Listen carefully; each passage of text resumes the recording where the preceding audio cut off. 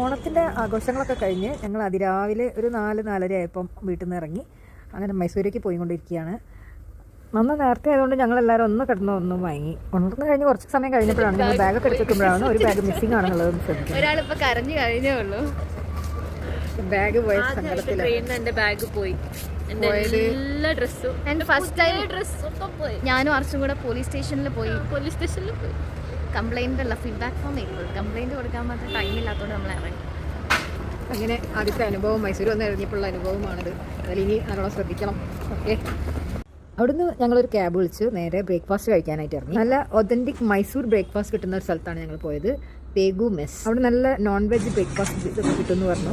അപ്പോൾ ഞങ്ങൾ അവിടെ ചെന്നപ്പോൾ നീർദോശ, ലിവർ റോസ്റ്റ്, രാമേശ്വരം ഇഡ്ഡലി പോലത്തെ വലിയൊരു ഇഡ്ഡലി, പിന്നെ നൂൽപ്പിട്ട്, പിന്നെ മട്ടൻ ചോപ്സ്. ബ്രേക്ക്ഫാസ്റ്റൊക്കെ കഴിച്ച് ഞങ്ങൾ ഇനി നേരെ റൂമിലേക്കാണ്. ഇനി റൂമിലെ വിശേഷങ്ങളും മൈസൂർ വിശേഷങ്ങളും.